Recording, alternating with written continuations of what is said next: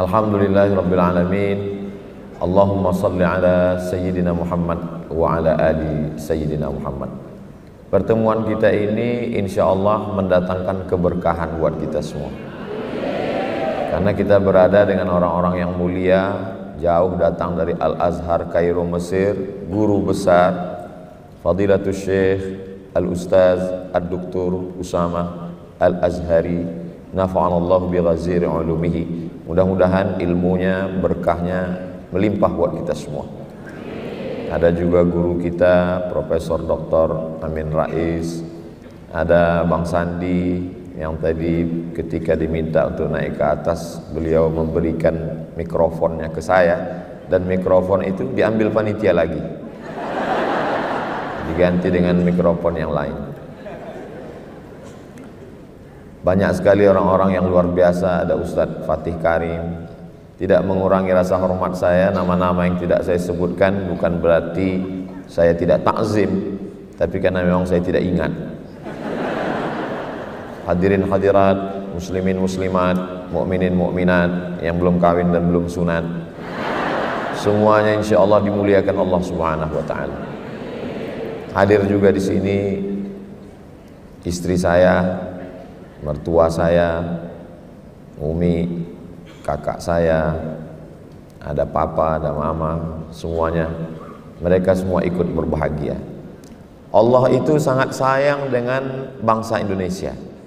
Kalau dia lihat ada orang yang terlalu putus asa, bawaannya udah mau mati, maka dia kirim salah satu hambanya untuk membahagiakan. Maulana, Maulana, Maulana. Nggak jadi bunuh diri. Kalau dia lihat ada hambanya orang Indonesia ini yang sudah terlalu bahagia dengan dunia, dikirimnya lagu, dan lagu itu ditulis ternyata di atas pemakaman Baqi Madinah. Dan setelah dinyanyikan, saya senang sekali, tidak ada yang meninggal. Padahal di tempat lain begitu selesai langsung ada beberapa mati. Ternyata rahasianya di mana? Rahasianya dari seorang ibu yang menulis, membaca Al-Quran, dan meninggalnya pun di atas Al-Quran. Jadi yang kita lihat selama ini, pertemuan hari ini memberikan jawaban terhadap pertanyaan-pertanyaan besar yang ada di kepala saya.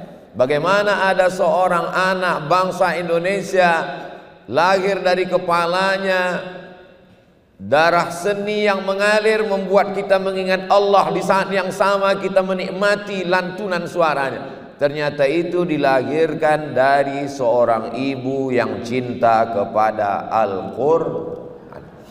Jadi ternyata kalau ibunya cinta Quran, anaknya lahir ya begitu. Dia tidak hanya sekedar bahagia, tapi bisa membahagiakan orang lain. Lalu bagaimana dengan anak-anak yang merusak ini Pak Ustadz? Mungkin emaknya kuntilanak, Nyi Blorong, Sundel Bolong, hantu semua itu.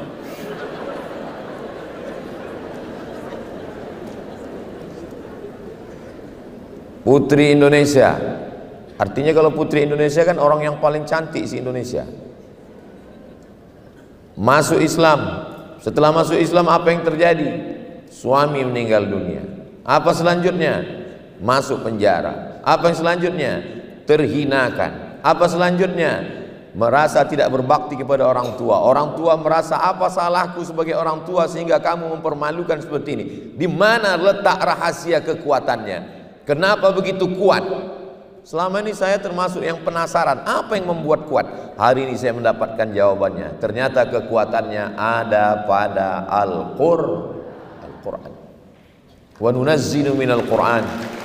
Kami turunkan Al-Quran ini ma huwa syifa. Al-Quran ini adalah syifa. Allah tidak mengatakan dawa. Dawa itu obat, tapi belum tentu menyembuhkan. Berapa banyak obat dari penyakit? Si Anu meninggal kenapa? Kebanyakan makan obat Pak Ustadz, mati. Tapi ini dipilih Allah satu kata syifa, penyembuh. Ternyata jawabannya ada pada Al-Quran. Apa yang terjadi dengan bangsa Indonesia hari ini? Percaya tidak percaya, bisa tulis di handphone. Tulis saja di Google itu buta huruf Al-Quran. Indonesia, buta huruf Al-Quran di Indonesia. Buta huruf Al-Quran di Indonesia. Oh, kok nggak muncul? Buta huruf Al-Quran di Indonesia. MPR, cnnindonesia.com, MPR.2 mengkhawatirkan 72% Muslim Indonesia buta aksara Al-Quran. Kita boleh bangga sebagai Muslim terbesar di dunia, jamaah haji terbanyak di dunia, tapi buta huruf Al-Quran 72%. Tolong nanti sebelum mengupload video ini, yang bagian ini edit. Soalnya saya malu nanti pas saya ceramah di Malaysia sama di Brunei. Bisa kan tim media? Apa kata orang Malaysia sama Brunei? Ceramah jauh-jauh ke Kuala Lumpur, ke Bandar Seri Begawan, di kampungmu aja 72% gak bisa baca Quran. Tolong edit yang ini. Masa ngedit itu aja nggak bisa? Di negeri ini semua bisa diedit.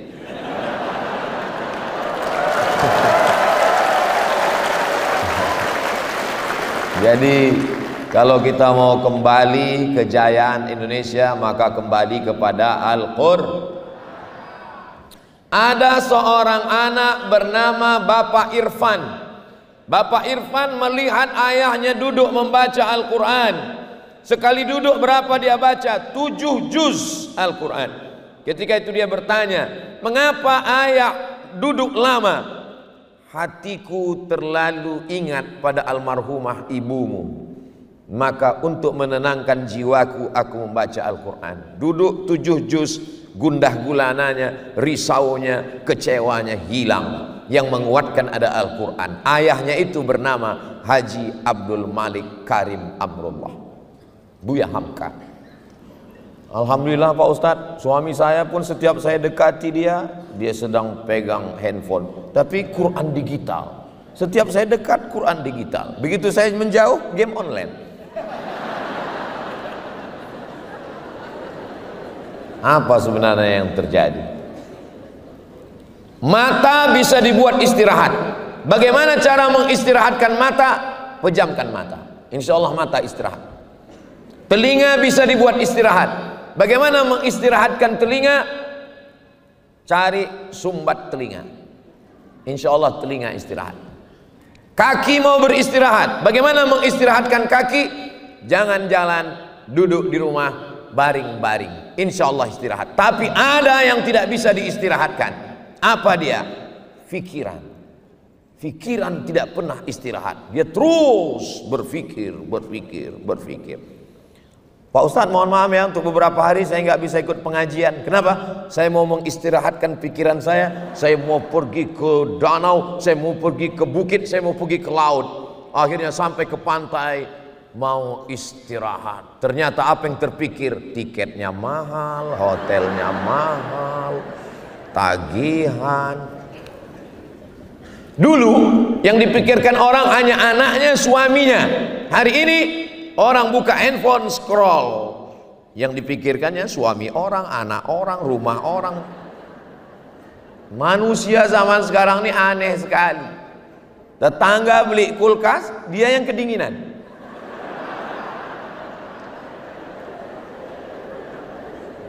Teman yang renovasi rumah, dia yang masuk ICU. Maka pikiran inilah yang paling mengganggu manusia.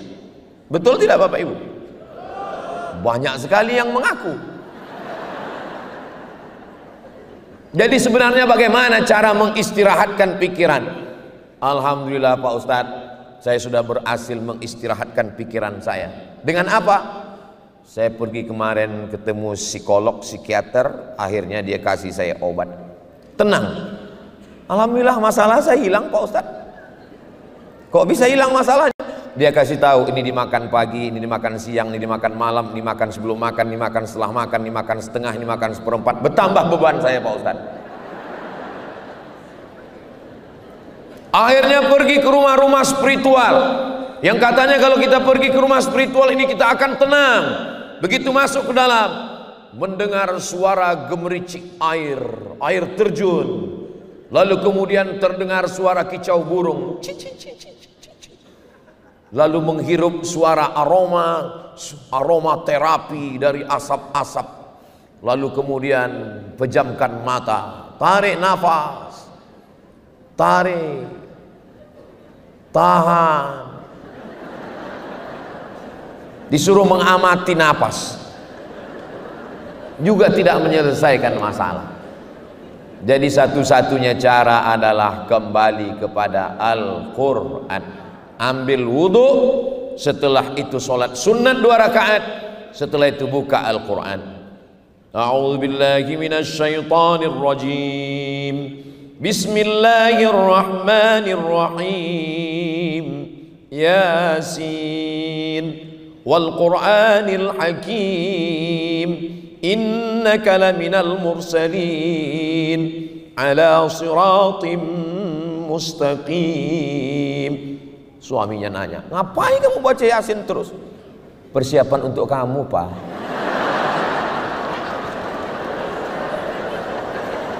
Dengan membaca Al-Quran, pikiran kita beristirahat.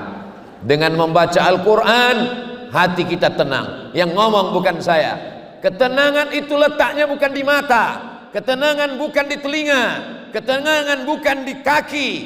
Huwallazi anzalas sakinata, dia yang menurunkan ketenangan fi qulubil mu'minin. Ketenangan itu ada di dalam hati. Kalau sudah hati tenang, yang lain ikut tenang. Makanya kalau ada jamaah ini yang tertidur, itu berarti hatinya bukan senang untuk menenangkan hati. Ini sedang berkecamuk, kacau. Semua orang di Indonesia ini sekarang sedang kacau balau, berkecamuk, bingung memikirkan bagaimana nanti yang terjadi, bagaimana tentang koalisi, bagaimana kalau udah nggak menjabat lagi, macam-macam. Bagaimana menenangkannya? Maka saksikan video-video yang ada di Amazing Muharram. Jangan lupa subscribe, like, share, and comment. Apapun masalah hidupmu, ambil wudhu, buka Al-Quran. Tadi waktu saya duduk tadi, ada yang bisik ke saya, Ustaz Somad, apa yang membuat kita ini bisa menjadi tenang? Tidak lain wudhu. Saya udah wudhu nggak tenang juga Pak Ustaz. Mandi taubat. Saya udah mandi nggak tenang juga Pak Ustadz, masuk ke dalam laut. Insya Allah bukan cuman masalahmu hilang, kau hilang sekalian. Maka tenangkan diri kita. Masalah ini besar, Allah Maha Besar. Angkat kedua tangan, Allahu Akbar, Allahu Akbar kabira. Kau yang dipuji-puji Abdul Somad, yang layak dipuji hanya Allah. Walhamdulillahi katsira. Engkau suci Abdul Somad, aku penuh dengan dosa, yang suci hanya Allah. Wa subhanallahi bukratan wa asila. Aku tidak menghadap kepada siapapun, aku hanya menghadap wajjahtu wajhiya lilladzi fataras samawati wal arda hanifan musliman wa ma ana minal musyrikin. Tapi jangan mentang-mentang udah dengar tausiah ini sholat zuhurnya nanti begitu. Inna sholati. Kata imam apa ini? Maksudnya itu cukup, itu sekedar saya nyampaikan. Nanti pas sholat tetap tenang di dalam hati. Serahkan semuanya kepada Allah. Duduk, baca Al-Quran. Yang selama ini memuliakan Al-Quran, beli Quran termahal, sampulnya dari emas, disampul lagi dengan kain sutra, dimasukkan ke dalam kotak kayu jati, dipaku 4 sudut, gak pernah dibuka sampai mati. Aku nikahkan engkau dengan anakku dengan mahar seperangkat alat sholat dan kitab suci Al-Quran, gak pernah dibuka sampai mati, tunai. Apa ini? Kenapa ulama dulu mengajarkan nikah maharnya Al-Quran? Supaya Al-Quran dibaca. Yang paling afdol, paling bagus mengajarkan anak Al-Quran. Kamu berani meminang anak saya? Iya. Saya tidak minta emas, saya tidak minta perak, saya tidak minta mobil mewah, saya tidak minta rumah yang besar. Saya hanya ingin kau ajarkan anak saya Al-Quran. Siapa namamu? Nama saya Imran, Pak. Ajarkan surat Ali Imran. Panjang sekali, Pak. Kalau mau nikah, memang nama saya di KTP Imran, Pak, tapi sehari-hari dipanggil kawan kulhu. Ayo kulhu Allah aja. Indah itu. Ini untuk mengajarkan kalian yang senyum, yang belum nikah aja. Yang udah nikah apa boleh buat. Jadi yang paling bagus itu adalah ketika Nabi sedang menyampaikan tausiah, berdiri seorang perempuan. Apa kata dia? Inni wahabtu laka nafsi, aku berikan diriku kepadamu. Kalau bahasa kampung kami, I give myself for you. Lalu kemudian apa kata Nabi? Nabi terus tausiah. Tiba-tiba berdiri seorang laki-laki. Karena Nabi nggak ada respon, berdiri seorang laki-laki. Ya Rasulullah, kalau engkau nggak mau, ya untuk aku aja ya Rasulullah. Kata Nabi, kamu mau? Iya. Iltamis walau khataman min hadidin. Carilah walaupun cincin yang terbuat dari besi. Dia pulang ke rumah cari cincin besi, nggak ada. Maka bapak-bapak kemana-mana tolong bawa cincin besi. Mana tahu nanti keadaan terjepit. Lalu kemudian setelah itu nggak ada ya Rasulullah. Kata Nabi, pulang cari lagi. Dia cari ke rumah, dia cari. Ada satu kain untuk mahar ya Rasulullah. Berapa kainnya? 1. Jadi mahar nikah. Iya. Kalau kamu nikah maharnya 1 kain ini dipakai istrimu, lalu kau pakai apa? Dia terdiam, dia malu. Akhirnya dia pulang. Ketika dia akan pulang, Nabi memanggil dia. Ta'al, come here. Lalu kemudian setelah dia datang, apa kata Nabi? Hal ma'aka minal Qur'an? Apakah kamu ada hafal Qur'an? Ternyata dia pun tidak hafal Qur'an semua. Suratu kada wa suratu kada wa suratu kada. Saya hafal surat ini. Nabi nikahkan dia. Zawwajtukaha bima ma'aka minal Qur'an. Ku nikahkan engkau dengan mahar mengajarkan Al-Qur'an. Ini sebenarnya tadi kan Mbak Angelina Sondah kan menyebut tadi siapa yang kaya. Ini untuk menurunkan harga mahar tadi. Jadi kalian siap-siaplah hafal surat-surat pendek. Betapa indahnya ketika anak kita diajarkan Al-Quran sebagai imam yang mampu mengajarkan Al-Quran. Bapak sebagai kepala rumah tangga, panggil anakmu baca Al-Quran. Sudah berapa juz? Alhamdulillah Pak, sudah 5. Masya Allah, anak papa 5 juz? Enggak, Iqra 5. Oke, yang penting bisa ngaji. Dah. Istri, baca Quran. Enggak usah lama-lama, dari maghrib ke isya 45 menit. Handphone mati, TV mati, laptop mati, komputer mati, semua mati. Alhamdulillah Pak Ustadz, di rumah saya memang begitu tiap malam. Kenapa? Ngaji Quran? Enggak, pemadaman bergilir. Mati semua. Anak baca Quran, istri baca Quran. Tapi saya belum bisa baca Quran Pak Ustadz. Saya ajari caranya. Kira-kira waktu udah mau habis, bilang, udah tutup semua. Papa nggak baca, waktu nggak cukup. Gitu caranya.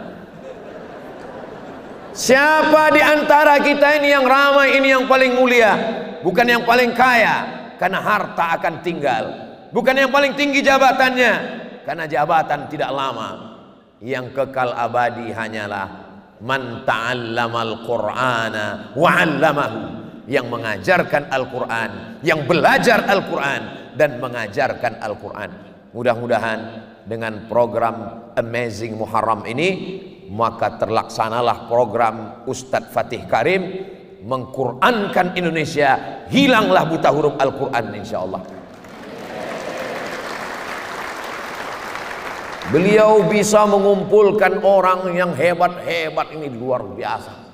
Bayangkan, ada yang melihat ke atas, melihat ke bawah, luar biasa. Bisa dikumpulkan ya semua.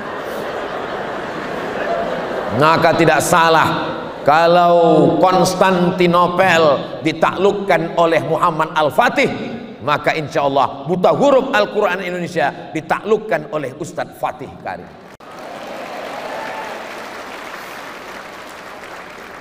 Saya di mana-mana tausiah itu 60 menit. 600 ml. Tapi di sini sudah merah habis waktu. Akhirnya saya tutup dengan pantun penutup, menangkap puyuh di Bukit Selasih. Thank you dan terima kasih. Mohon maaf atas segala kekhilafan. Wassalamualaikum warahmatullahi wabarakatuh.